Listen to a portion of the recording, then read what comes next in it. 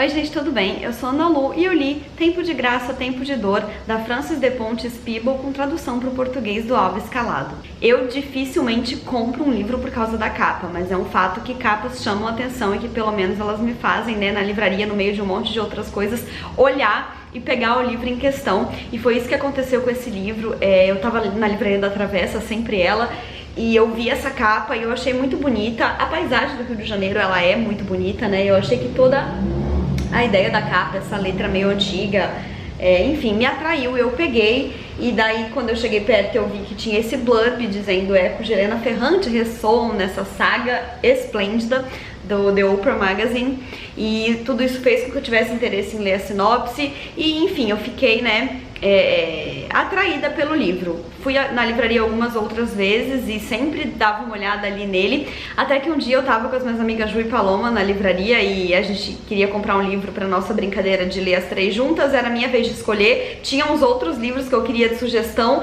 mas acabou que a Ju insistiu pra eu pegar esse, quando eu falei que esse era uma das ideias, e a gente pegou e a gente leu juntas, e enfim, eu já vou comentar um pouquinho sobre ele.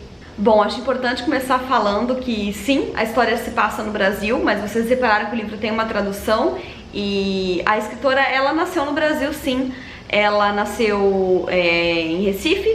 No entanto, ela foi pequena para os Estados Unidos, ela chegou a voltar para cá e passar alguns anos no Brasil cuidando da fazenda da família, mas ela voltou para lá, e ela é uma escritora americana, assim, ela vai trazer um ponto de vista do Brasil bem pra gringo ver, e na técnica de escrita ela tá bem inserida também nessa fórmula americana de desconfiar da inteligência do leitor o tempo todo, né? Eu não sei se os americanos são burros ou se essa é uma generalização horrível, mas o fato é que a literatura americana, ela tende a cair nessa chatice de explicar tudo o tempo inteiro, confiando numa ingenuidade do leitor que acaba se tornando uma ingenuidade de texto. E é comum as pessoas que estudam literatura ou que leem bastante comentarem sobre isso. Eu comecei a perceber e realmente é uma coisa que acontece. Então a autora pode ser brasileira, mas esse não é um romance brasileiro, tanto que ele é traduzido, né? Ela nem escreveu ele em português, então ele é sim um romance americano, os moldes americanos, e com um Brasil que, bem, o que as pessoas acham que é o Brasil, incluindo Francis mesmo, que ela tenha nascido aqui. E, bem, a gente tem aquele blurb apelativo que diz que cuja Helena Ferrante ressoam desse livro, e desde que a tetralogia napolitana fez o sucesso que fez, eu tendo a achar que tudo quanto é livro de história de amizade que sair daqui pra frente vai ser considerado cuja Helena Ferrante. Então a gente não deve confiar muito nisso, né? Aqui nesse livro a gente tem sim um romance de formação que retrata uma amizade também conturbada. Aqui também, como acontece nos livros da Helena, a gente tem uma dessas amigas narrando a história em primeira pessoa e já idosa, então se propondo a contar a vida dela e da amiga ao longo dos anos que se passaram. E ao contrário do que acontece em Amiga Genial, onde a gente se perde um pouco sem entender, vez ou outra, qual das duas amigas está no poder, né? Qual que é mais tóxica para outra, quem está sendo abusiva em cada situação. Aqui a gente já tem de saída uma prova de quem vai ser a amiga mais tóxica e abusiva, porque elas começam numa situação totalmente desigual. A Maria das Dores é a que está narrando o livro pra gente. Ela é uma negra, uma negra da casa, assim, né, por assim dizer. A história começa em meados de 1930, que é onde a das Dores vai passar sua infância, e a escravidão já foi, sim, abolida no Brasil. No entanto, se a gente vê, né, provas e vestígios e sintomas da escravidão até hoje, imagina na época onde era muito mais recente, né? Então, a das Dores, ela nasceu, ela foi a quinta e última filha de uma mulher sobre quem pouco se teve notícia, e ela foi considerada abandonada. A mãe dela era vista pior do que uma puta, porque a puta era considerada aqui, né? É o que eles dizem, é o que ela conta no livro, a puta pelo menos cobrava pelo serviço, a mãe dela não. E então ela não podia nem perguntar da mãe, ela foi criada, acolhida por uma outra negra que morava ali no engenho, tomava conta da cozinha, e ela não acolheu tanto, assim, claro que ela, né, como uma mulher negra, ela queria dar um lar para aquela menina negra abandonada. No entanto, ela também contava com o serviço da menina para ajudar ela, então logo ela ficasse capaz de executar esse serviço. E essa é a vida da das Dores, morando ali nos fundos de uma casa de engenho no interior do Recife. Em determinado momento da infância dela, a família do engenho vai embora e chega outra família. Essa família é composta por um pai, uma mãe e uma menininha da mesma idade que ela, a Maria das Graças. E de uma forma ou de outra, embora a Maria das Graças seja rodeada de privilégios, as duas se sentem sozinhas, isoladas no seu mundo, sem qualquer outro contato infantil, sem poder muito brincar, e elas vão acabar se namorando aí pelas paredes da casa, uma fica olhando a outra, as duas têm curiosidade nisso, e acaba que a Graça, por ter o privilégio de escolher criar essa relação, vai então criar essa relação. Ela vai começar a querer andar com a das Dores e vai meio que fazer com que isso aconteça dentro de casa, porque ela, né, consegue ir com os gritos e sendo mimada quase tudo que ela quer.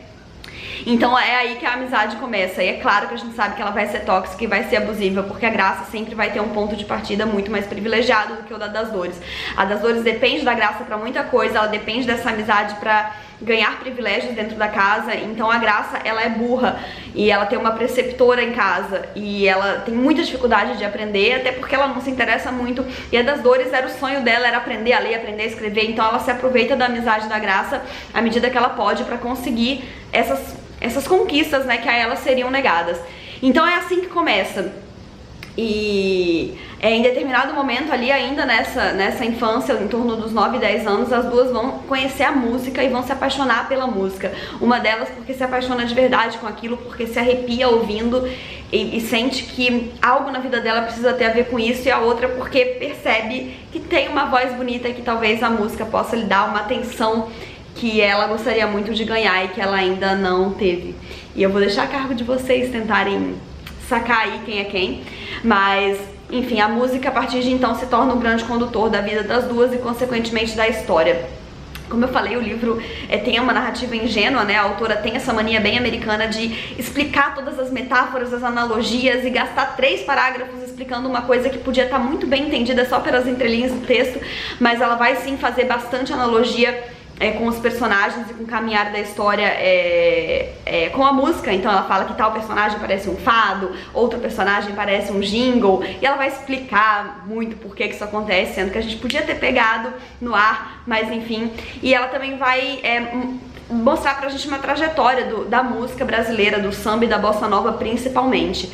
A das Dores e a Graça, em determinado momento, como fica óbvio pela capa e pela sinopse, enfim, elas vão conseguir sair do Pernambuco e ir pro Rio de Janeiro. Elas vão chegar numa Lapa total pra gringo ver, e elas vão ter que se virar na Lapa. Elas chegam lá ainda novinhas, sem dinheiro nenhum, e elas vão começar a se virar ali pra tentar sobreviver e pra tentar encontrar um caminho de viver da música, que é o que elas amam. Ao longo de toda essa trajetória, elas ficam numa montanha-russa de quem é que tá sendo mais tóxica pra quem. É claro que eu já falei que a Graça sai com esse privilégio de partida, mas as relações se revertem um pouco ao longo da trajetória, porque a Graça também tem as fragilidades, os problemas dela, e a dor, de uma forma ou de outra, em determinados momentos, vai sim tentar se aproveitar disso. Ela não é uma vilã, a Graça também de certa forma não era, mas elas são humanas, e uma tenta sim se aproveitar da outra em determinados momentos da trajetória. Isso vai se invertendo. É uma história rica, no sentido de que ela traz um pouco, né, dessa história da música no Brasil, e eu gosto das descrições da autora, embora eu sei que elas sejam um tanto fantasiosas. Eu consigo sentir a música vibrando pelas páginas do livro, eu consigo ouvir o samba tocando pela Lapa. Ela fala muito das rodas de samba e tudo mais. Eu gosto do arco das personagens principais, eu acho que é um arco que tem potencial. Eu realmente queria muito ler pra saber o que ia acontecer. No entanto, ele se perde um pouco justamente nessa ingenuidade da literatura, né? É um livro que acaba sendo muito explicado e um tanto raso, e parece esquisito falar que o negócio é explicado e raso ao mesmo tempo, mas é que é uma questão de que o que é explicado é pra reforçar pro leitor uma coisa que ele já podia ter entendido, e é raso porque falta tridimensionalidade em quase tudo aqui, principalmente em personagens que rodeiam as duas protagonistas, e até nelas. Eu falo que o arco ele tem muito potencial, mas muita coisa acaba perdida, e eu queria saber mais das duas. De certa forma, é um livro que eu gostei de ler, é um livro que não vai ficar pra minha vida, é um livro 3 estrelas, né? A Paloma achou mais ou menos o mesmo que eu, já que eu falei que eu li com amigas, né? Preciso falar da opinião delas. A Ju odiou, mas a Ju odeia quase tudo, e ela realmente se incomoda mais com uma literatura um pouco mais fraca do que eu e a Paloma, porque a Ju, enfim, tem mais gabarito literário do que a gente, então acho que ela já leu tanta coisa que chega num momento que pra agradar ela precisa ser muito bem construído, que não é o caso desse livro. Mas é um livro gostoso pra matar o tempo, é um livro que ao mesmo tempo é leve, porque ele fala de música, ele fala de samba, ele tem um gingado, só que ele é um livro pesado, sim, que retrata realidades de desigualdades no país, né, retrata a realidade dessas duas meninas que vieram de patamares diferentes, as duas com seus problemas, é claro que a das Dores envolvida em toda essa desigualdade social, mas a Graça também sofrendo questões psicológicas, violência de gênero e fragilidades. As duas são muito frágeis e elas tentam se mostrar fortes em muitos momentos, só que é aquela coisa, né, você tenta tanto se mostrar forte, jogar as vulnerabilidades pra dentro do tapete, que uma hora esse negócio estoura e a coisa fica braba, né?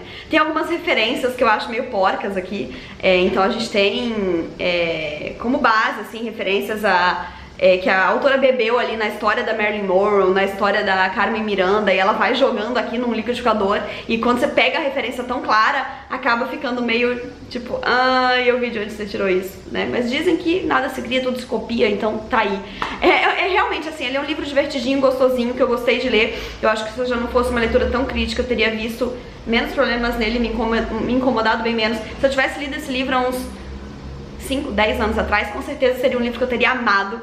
Mas, enfim, não é um livro que eu recomendo arduamente, nem desrecomendo. Não é um livro que eu me arrependo de ter lido. Não é um livro que vai fazer você gastar o seu tempo à toa, a menos que você seja a Juliana, que tem, né, muito critério.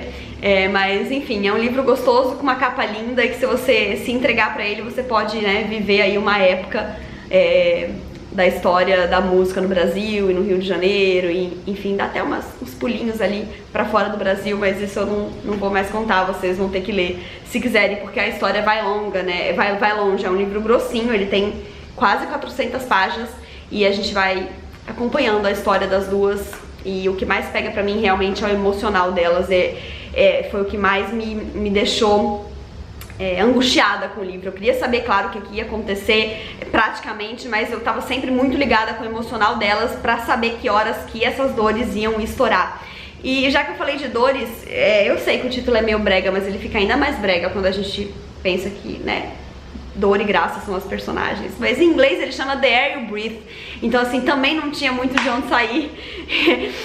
Enfim, às vezes acontecem essas cafonices na vida, na literatura. Mas é isso aí. Eu espero que vocês tenham gostado desse vídeo. Me contem aqui embaixo se vocês já leram esse livro ou tiveram interesse nele ou nunca tinham ouvido falar, pra gente trocar ideia. Não esqueçam de se inscrever no canal se ainda não forem inscritos, deixarem um joinha se curtiram, porque isso ajuda muito o canal a crescer. Um beijo e até a próxima. Tchau!